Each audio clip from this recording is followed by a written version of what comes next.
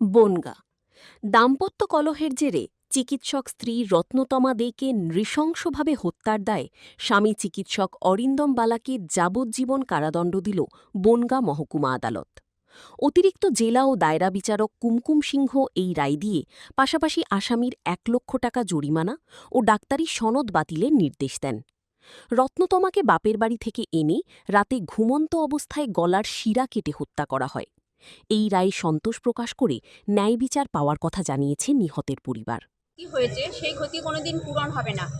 সন্তান হচ্ছে হৃদয়ের টুকরো, একটা মায়ের নাড়ি ছেঁড়া ধন, সব থেকে প্রিয় জিনিস, সে আমার চলে গেছে এবং যেভাবে গেছে আমি কোনোদিনই এই আমার মনের অভাব পূরণ করতে পারবো না। হ্যাঁ, কিন্তু যে শাস্তিটা ম্যাডাম ওকে দিলেন যে যাবজ্জীবন, এতে আমি দেখছি ওই এলাকার বা আশেপাশের বা যারা পেপার পড়বেন অনেকের, তাদের মধ্যে একটা শিক্ষা হবে যে শ্বশুরবাড়ি নিয়ে গিয়ে কোনো স্ত্রীকে মারলে যাবজ্জীবন আমাকে থাকতে হবে, আমার প্রফেশন চলে যাবে, আমার পারিবারিক জীবনে একটা বিরাট দুঃখ নেমে আসবে। এই ভেবে যদি অন্য মেয়েরা বাঁচে, সেই জন্য আমি সাজাটার জন্য খুশি হয়েছি। কিন্তু মেয়ে তো আমার চিরকাল চলে গেল। আজ দেখুন এই কোর্টের হলো, আমাকে আবার হাইকোর্ট যেতে হবে, সেখান থেকে সুপ্রিম কোর্টে যেতে হবে। আমার মেয়ে হারালাম, প্লাস এইগুলো আমাকে করতে হবে, করতেই হবে। উচ্চ আদালতে যাবে, তাই তো? উচ্চ আদালতে যাবে, সেগুলো আমাকে করতে হবে, কেননা অনেক আমার মেয়ে আর চলে গেছে। আমি চাই পৃথিবীর আর কোনো মা এইভাবে আমার মেয়ের মতো না হারাক, সেই জন্য আমি সাজাটায় খুশি হয়েছি। আচ্ছা, হত্যাকাণ্ডের বিচার পেলাম, আপাততভাবে আমরা খুশি। কি সাজা দিয়েছে? এই কারণে যে ওনাকে যাবজ্জীবন জেল দিয়েছে। আমরা ওনার মৃত্যু কামনা করিনি, কারণ ওনার তো আর একটা ক্লজ যেটা জজ সাহেব দিয়েছেন, সেটা হচ্ছে ওনার রিহ্যাবিলিটেশন এবং কাউন্সিলিং। এটাতে আমি ভেতর থেকে খুব খুশি হয়েছি। ও আবার নতুন করে পুনর্জীবন শুরু করুক, কোনো আপত্তি নাই আমার। ও আমাদেরই একজন ছিল, আজকে এত দুর্ঘটনার বশে এমন একটা কাজ করেছে যার জন্য ও নিজের কর্মফল পেয়েছে।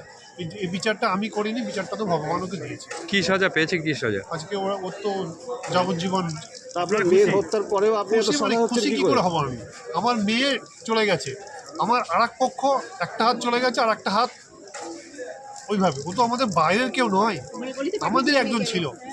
আমার তো দুদিক থেকেই লস হলো। আপনার কি অনুশোচনা হচ্ছে যে আপনি মেয়েকে বলেছিলেন মানিয়ে নিতে, তথাপি এটা ঘটনা ঘটলো? অবশ্যই হবে। আমি মেয়েকে পাঠিয়েছিলাম জোর করে, যা দেখে নেয় যদি মানিয়ে নিতে পারিস, কিন্তু এত বড় দুর্ঘটনা হবে, এত বড় হবে আমার কল্পনা। দুর্ঘটনা না, একটি ভয়ঙ্কর মামলার সাজা ঘোষণার দিন ছিল। গতকাল এই মামলাতে দোষী সাব্যস্ত করেছিলেন একজন ডাক্তার স্বামীকে। আমি বলতে চাই, ন্যায় দিনের আলোর মতো স্বচ্ছ। শিক্ষাগত যোগ্যতা, প্রভাব, সম্পত্তির মাধ্যমে আইনের উপর প্রভাব বিস্তার করা সম্ভবপর নয়। তাই অন্যায়কারী যতই সতর্কতা অবলম্বন করুক না কেন, শাস্তি সে পাবেই। কারণ আইন ধনী গরিব, ডাক্তার, মাস্টার, উকিল, পুলিশ সকলের জন্য সমান আছে, ছিল এবং থাকবে। একটি মেয়ে তার জীবনের সবথেকে বেশি বিশ্বাসযোগ্য দুজন পুরুষ, একটি বাবা আর একটি তার স্বামী। আজ এই মামলার যে আসামি, তিনি একজন তার স্বামী। তার স্ত্রীকে ভালোবেসে সুন্দর করে তার বাড়িতে ডেকে নিয়ে গিয়ে যে বিছানা তার ফুলশয্যার বিছানা ছিল, সেই বিছানায় তার মৃত্যুশয্যার বিছানা তার স্বামী তাকে বানিয়ে দিয়েছে। তাকে এমনভাবে মেরেছে যে সেই মেয়েটি মরবার সময় ছটফট পর্যন্ত করতে পারেনি।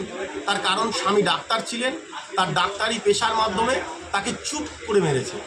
এই চুপ করিয়ে মেরে তার মৃত্যু যন্ত্রণা স্বামী উপভোগ করেছে।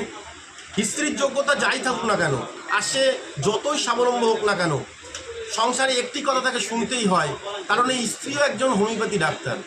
তাকে এটা শুনতে হয় বড়দের থেকে, অনেক কিছু মানিয়ে নিয়ে সংসার করতে হয়। আজ তার স্বামীর এই মানিয়ে নিয়ে তার সরল বিশ্বাস, তার স্বামীর মনের ভাষা বুঝতে না পারায় এই স্ত্রী, এই ডাক্তার স্ত্রী পরের দিনে সূর্যোদয় তার আর দেখা হলো না। প্রকৃত শিক্ষা, পুঁথিগত শিক্ষার মধ্যে বাস্তব প্রচুর ফারাক আছে, ছিল এবং থাকবে।